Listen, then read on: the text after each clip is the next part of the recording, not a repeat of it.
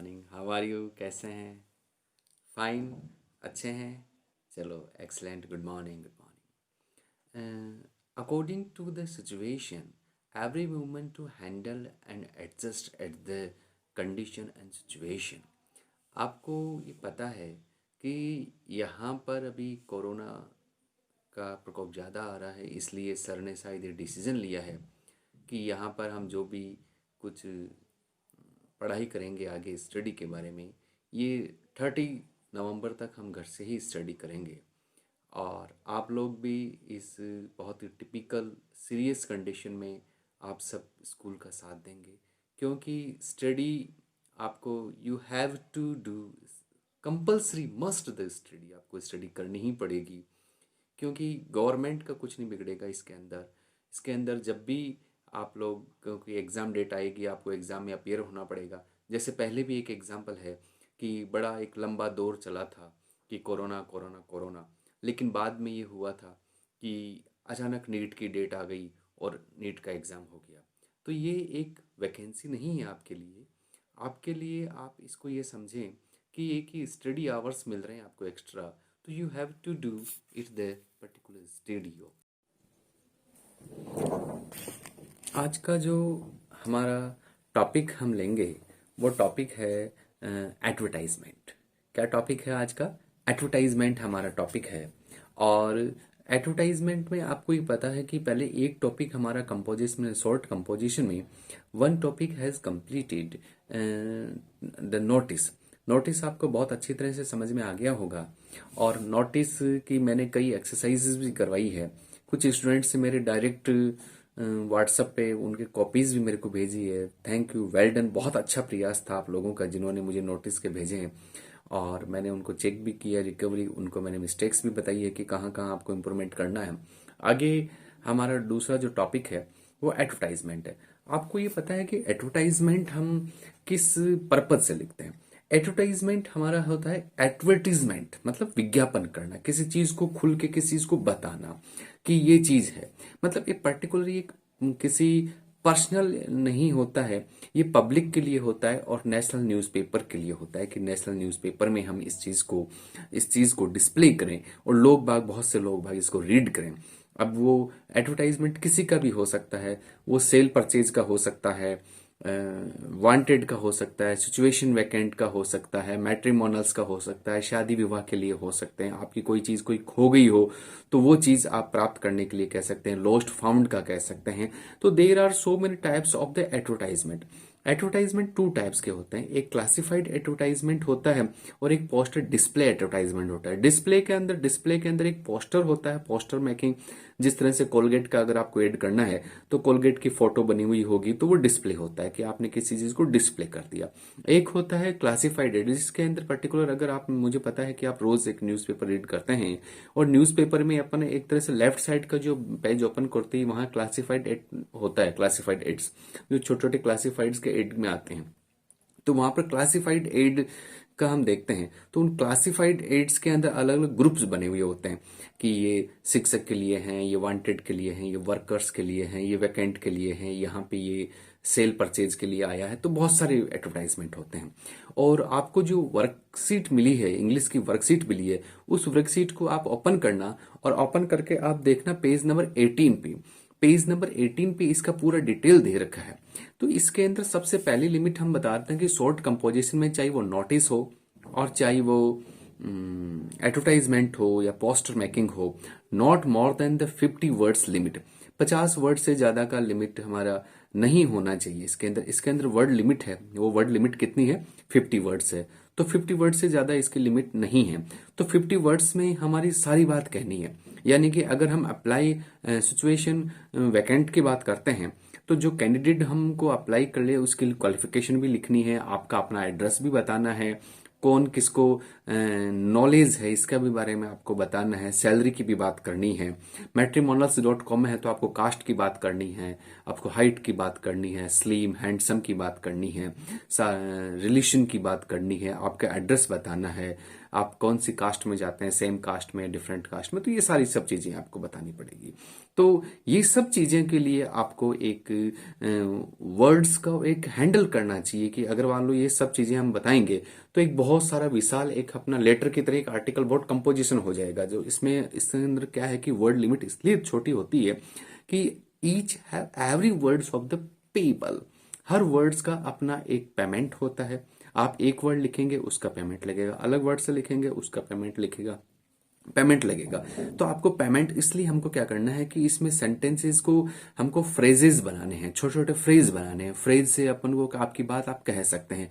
इसके अंदर एक कॉम्प्लेक्स सेंटेंस और कंपाउंड सेंटेंस नहीं होकर के हम इनको सिंपल सेंटेंस में होंगे, ताकि जिसके अंदर कम से कम अपन को कंजंक्शन की जरूरत पड़े, कंजंक्शन कम यूज करेंगे, आर्टिकल कम यूज करेंगे, प्रिपोजिशन कम यूज करेंगे, आपको डायरेक्ट वर्ब का सब्जेक्ट को कम यूज करेंगे, आपको डायरेक्ट फ्रेजेज में वर्ड्स देना है, यानी कि बहुत इजी लैंग्वेज में आपको ये बताना है कि ये समझ जाए और एवरीबॉडी, है ना।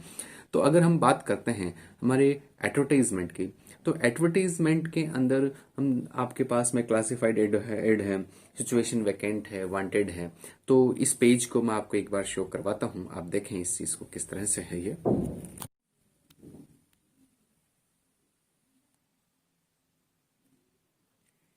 यस स्टूडेंट्स, तो आप अपनी वर्कशीट ओपन करेंगे और वर्कशीट के अंदर देखिए पेज नंबर 18 और पेज नंबर आप देखेंगे कि 19 ओपन करेंगे तो आपको सबसे पहले पहला पेज मिलेगा आपको एडवर्टाइजमेंट। एडवर्टाइजमेंट में आप इधर देखेंगे कि यहाँ पे इसकी मार्किंग जो मैंने बताई थी वो कितने का यहाँ पे मार्किंग है। फॉर्मेट का आपको 1 मार्क्स मिलता है, कंटेंट्स का 2 मार्क्स मिलता है, एक्सप्रेशन का 1 मार्क्स मिलता है, यहाँ पर आपको मार्क्स मिलते हैं। इसके अलावा जो वर्ड एडवर्टाइजमेंट है इस चीज में देखिए, the word advertisement means the public notice, हमने ये बता दिया कि ये पब्लिक नोटिस के लिए है। और announcement for asking for the offering हो सकता है, सर्विस हो सकते हैं, advertise by selling previously house hold goods vehicles etcetera. Advertisement are also used for giving the information about missing person, post wood, ये सारी डिटेल हमने पहले ही हम इसके बारे में बात कर चुके हैं। ये भी आपने बता दिया कि मैंने कि भाई एक क्लास एडवर्टाइजमेंट एक क्लासिफाइड एडवर्टाइजमेंट होता है और एक कॉमर्शियल और डिस्प्ले एडवर्टाइजमेंट होता है। फिर आप देखेंगे कि क्लासिफाइड एडवर्टाइजमेंट क्या होते हैं। अब क्लासिफाइड एडवर्टाइजमेंट के अंदर main features of the classified, ये सारा सब कुछ आप रीड कर लिए, मैंने वर्बली आपको पहले ही आपको बता चुका हूँ, इसके लिए मैं दोबारा अपन इसको रीड करके के टाइम वेस्ट नहीं करेंगे। फिर देखिए features of the classification advertisement, इसकी category according to the subject matter and different classes होना चाहिए, मोर इकोनॉमिकली होना चाहिए। मोर इकोनॉमिकली मैंने बताया आपको कि ये वर्ड्स पर डिपेंड करता है, यानी कि इसका जो पेमेंट है वो किस तरह से दे। Occupy the less space, language simple और कंसिस, लैंग्वेज कैसी होनी चाहिए, सिंपल होनी चाहिए, क्योंकि हम ये जो आपका जो मैटर है वो किसके लिए दे रहे हैं, ये मैटर हम दे रहे हैं पब्लिक के लिए। और पब्लिक में सारे ही आपकी तरह बहुत अच्छे एजुकेटेड पर्सन नहीं होते हैं, वो कई कम एजुकेटेड भी होते हैं। जो आपको इस चीज़ को हमें हर पर्सन के लिए हमें ईजी बनाना है। तो कंपोज्ड ए शॉर्ट फ्रेज वर्ड्स, किस में करना है, शॉर्ट फ्रेजेज में करना है और वर्ड्स में करना है, यानी कि ज्यादा इनको यूज। अब देखिए types of the classified advertisement, अब किस चीज के होते हैं, सिचुएशन वैकेंट के होते हैं, वांटेड के होते हैं, सेल परचेज का हो गया, प्रॉपर्टी का हो गया, व्हीकल का हो गया, हाउस और गुड्स का हो गया, टू लेट का हो गया, मिसिंग पर्सन पेट्स हो सकते हैं, लॉस्ट एंड फाउंड हो गया, ट्रेवल टूर्स है, मैट्रिमोनल्स है, ऑबिचुरी है एंड अपील और एजुकेशनल। तो ये हमारा जो टाइप फर्स्ट चल रहा है यहाँ पे, ये देखिए यहाँ पे जो क्लासिफिकेशन हमने फर्स्ट नाम दिया है, तो इसको ये इसके इतने सारे अपन बना सकते हैं इसके। फिर आगे की बात करते हैं तो इसमें क्या कुछ गाइडलाइंस दे रखी है, guidelines for the drafting classified advertisement. आप इसको बहुत अच्छी तरह से अपना पेज निकालें, पेज 18, और इस चीज को रीड करें। दे should always be draft the such way the way attract जो आपका जो एडवर्टाइजमेंट होगा वो कैसा होगा, अट्रैक्टिव होगा, and readers the through the them, और उन तक पहुंचने वाले यानी कि अंडरस्टेबल होना चाहिए। They should always the meaningful, हर चीज का मीनिंग, ऐसा कुछ नहीं हो कि आपने 2 लाइन लिख दी और उसका कुछ मीनिंग ही नहीं निकला। और इंटरेस्टिंग होना चाहिए, अट्रैक्टिव होना चाहिए।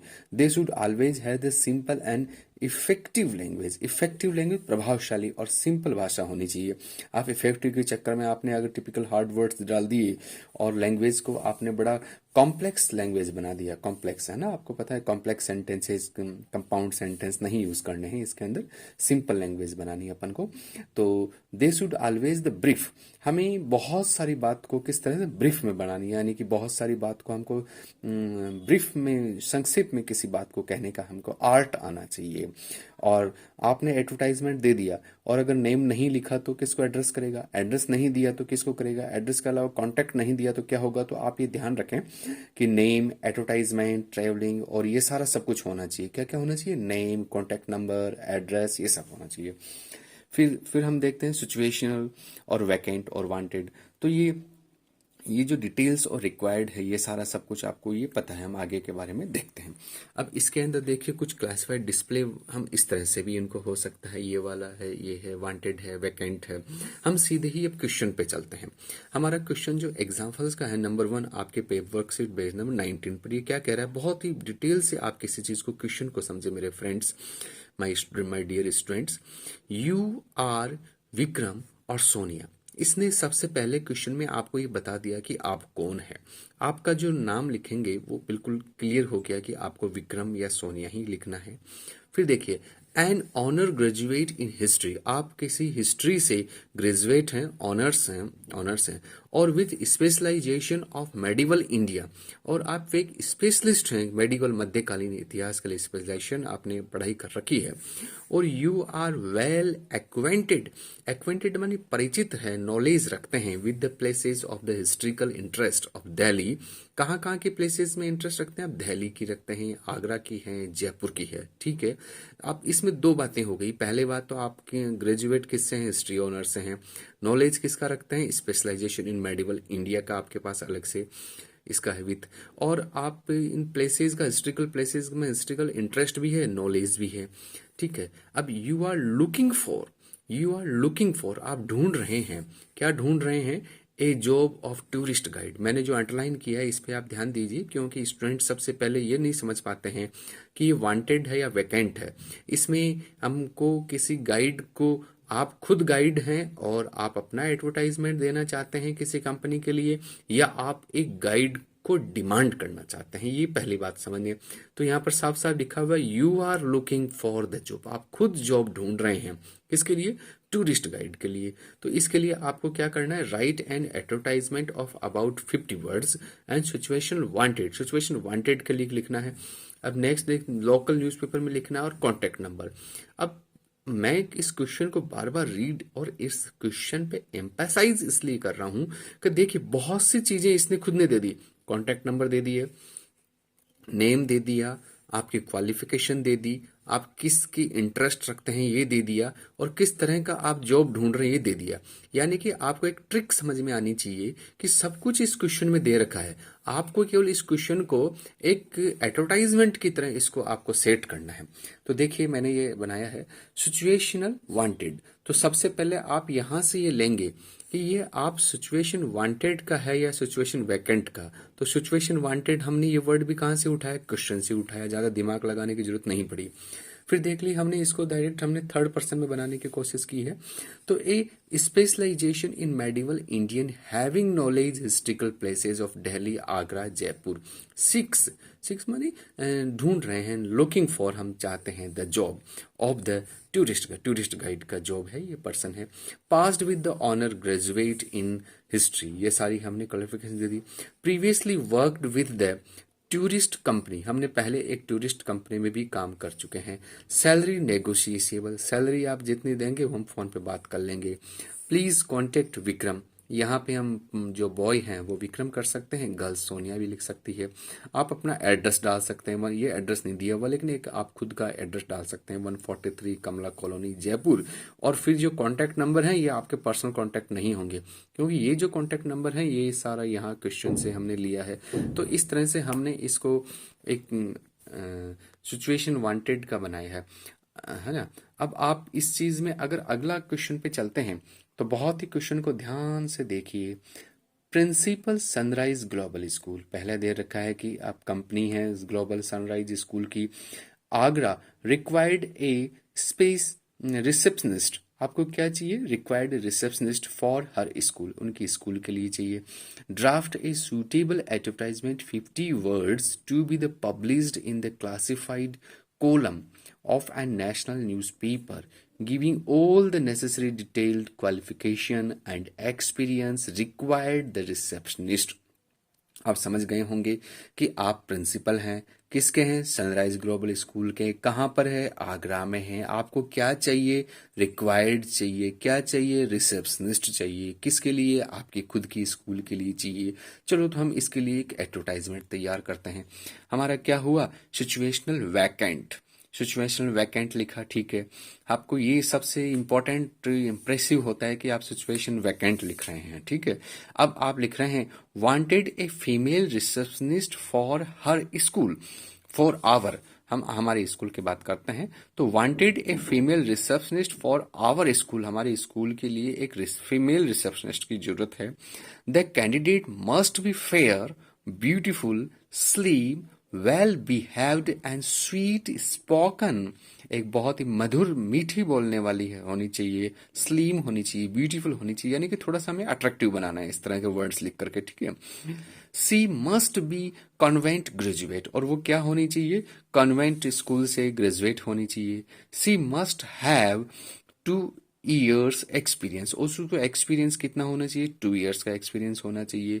तो सैलरी नेगोशिएबल, सैलरी क्या है, नेगोशिएबल है। तो last date for application, last date for application, application की लास्ट डेट कितनी होगी, 30 नवंबर। आपको 30 नवंबर से पहले पहले अप्लाई करना है, ऐसे तो आपको कोई 2 साल बाद भी अप्लाई कर सकता है ना, तो आपको इसकी पर्टिकुलर डेट ही बताओगे कि इस तरह से, वरना तो आपके पास फोन आ जाएंगे कब एप्लीकेशन लेके आऊं, कब लेके आऊं, इसलिए आपको पहले ही आपने क्लियर कर दिया कि बिफोर 30 नवंबर, ओके, बात क्लोज।